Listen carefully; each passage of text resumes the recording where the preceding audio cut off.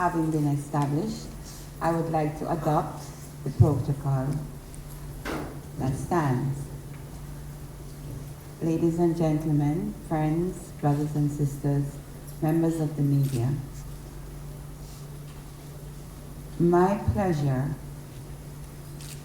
is to introduce a longtime family friend, a gentleman of great distinction in Belize and the Caribbean, and a scholar of well-known merit in the Caribbean and elsewhere.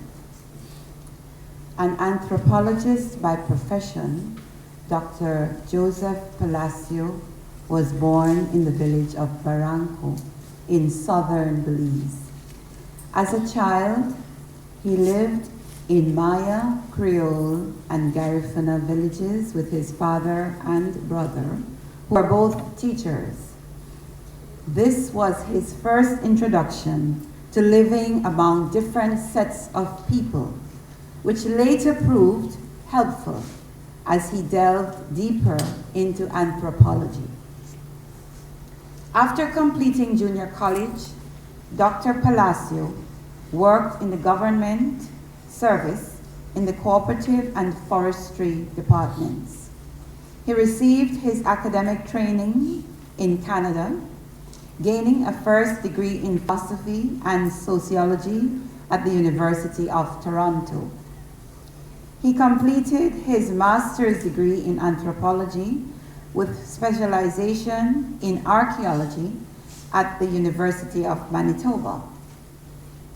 He returned to Belize and took up a position with the Department of Archaeology before going on to the University of California at Berkeley to do his doctorate in social anthropology. Returning to Belize once more, Dr. Palacio took up an appointment as resident tutor of the University of the West Indies School of Continuing Studies, which is now known as the Open Campus. This was in 1982. In this position, he generated an active program of study in community development aimed at persons who normally would not enter a university. He also promoted research on refugees, migration, indigenous peoples, and history, all the while maintaining a strong current of Garifuna studies.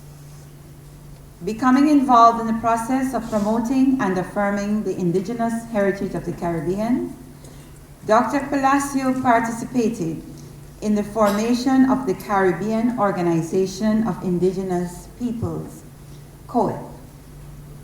This was in the late 1980s. After many years at the University of the West Indies School of Continuing Studies, Dr. Palacio retired and went on to becoming involved in such research topics as the Maroons of Jamaica and their similarities with the Garifuna, and the use by the Garifuna of marine resources. Dr. Palacio has written and presented many papers, some of which are Reconstructing Garifuna Oral History, Techniques and Methods in the Story of a Garifuna People, and A Reconsideration of the Native American and African Roots of Garifuna Identity. He has also edited a collection of essays called The Garifuna Nation, The Garifuna, a Nation Across Borders. Ladies and gentlemen, it gives me the greatest pleasure to present to you our esteemed featured speaker, Dr. Joseph Palacio.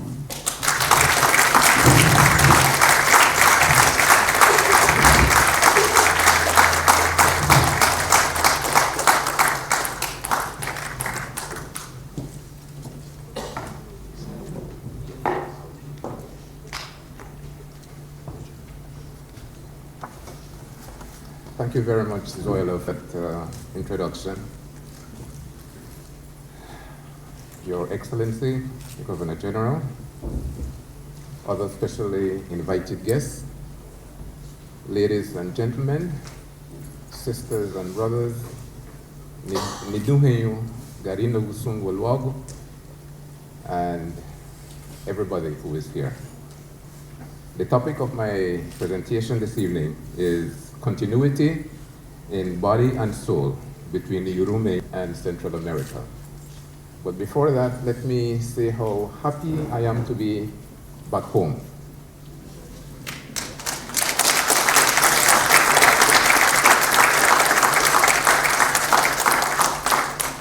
I mentioned that deliberately. I've been to St. Vincent quite a few times, but today was my first visit to Palacio. And that was the most inspiring bit. So again, I say I feel very much at home, and I have lots of friends here in St. Vincent.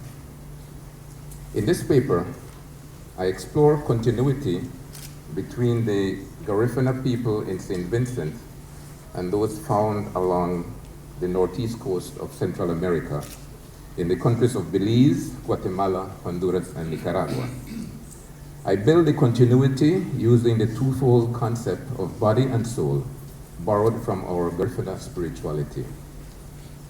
In our theology, in our Garifuna theology, the human being consists of two parts: the physical body, called Ugubu in Garifuna, and the soul, called Afurugu.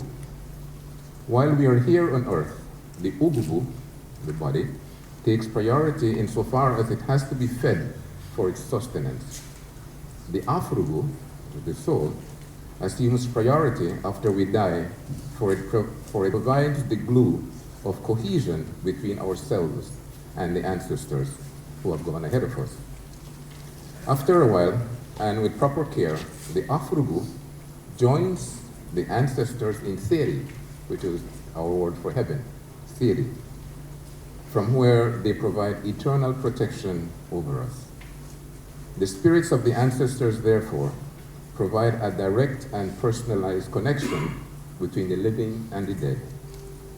Further below, we will see how this connectivity is collectively put in place as an essential ingredient of the Garifuna nation. By now, you will observe that I bring to this presentation a heightened degree of indigenousness, or called indigeneity, is another term for indigenousness, together with some doses of anthropology. For over 40 years, I have been both an activist and academic person in anthropology and continuing studies, working within the larger Central Caribbean region, incorporating Central America and the Caribbean. Can we have the first slide, please, which is the map of Central America and the Caribbean?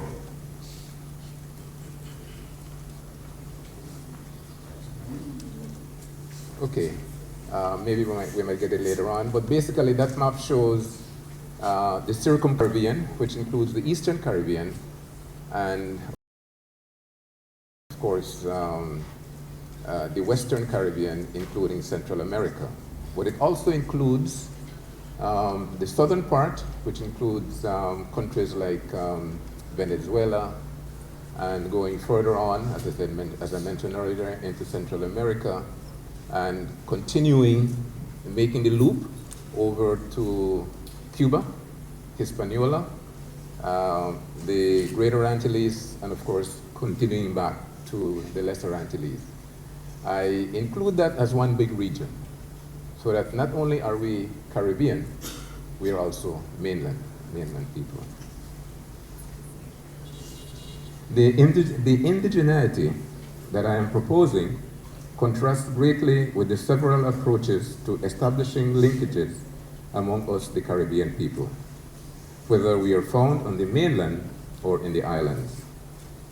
Almost all the efforts at integration that have taken place in the Circum-Caribbean have been dominated by the economic and political sectors toward trade and governance.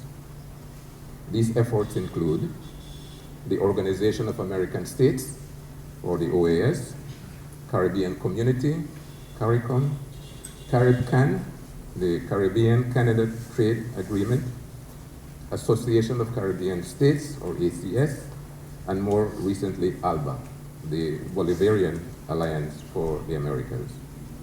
As helpful as they have been, by and large, they have had relatively limited impact on alleviating the grinding poverty found in all our countries. Furthermore, they have had negligible direct impact on people-to-people interaction, either through exchange visits and invited self-learning or cultural linkages, so that we could appreciate what makes us one extended great Caribbean family. Nowhere is the need to help people overcome their severe socioeconomic challenges and deepen their sense of cultural identity as in the twin areas of the Eastern Caribbean and the Caribbean coast of Central America, two sub-regions where the Garifuna people abide. If our national governments are sleeping on the proverbial steering wheel, agents of multinational corporations are busy designing long-term plans to stimulate their participation in what they call these new frontiers of development. In coastal Central America, the ambitious Plan Puebla-Panama, originally put in place by Mexico, but now receiving support from international financing, envisages a coastal Central America fully integrated into the rest of the mainland through modern highways and electrical grids. Of greater significance is that the natural resources of the sub-region will be far more accessible for fast-track exploitation through logging, oil exploration, hydroelectricity, fisheries, and any other natural resource that could be put to sale. There may not be a similarly overly ambitious plan in the Eastern Caribbean like the Plan Puebla-Panama, but there are heavily funded financial interests with their eyes wide open to jump at whatever predatory opportunities may seem available. The financing may originate in China, South Korea, and Indonesia, or more closely in Brazil, Mexico, Argentina, or Venezuela. From wherever the financing originates, the radar of these countries and other financiers is set on what they can reap from us at our expense and nothing else. Of course, the worst and most pernicious example of such mentality comes from drug cartels that target the entire Circum-Caribbean as the main corridor from primary producer to primary consumer. While the world of capitalism is not in our favor, unfortunately we have to add that the long-term climatic projections are also not in our favor. The upsurge of cyclonic activity that has ravaged so much destruction has become what Norman Gorman has called a primary existential threat to the Caribbean. Not only have the storms become more frequent and unpredictable, they've also generated more destruction. The situation along the coast of Central America is no different. In 1998, Hurricane Mitch, described as one of the worst hurricanes to hit the Atlantic ever, for over 3 days spread much damage in scores of villages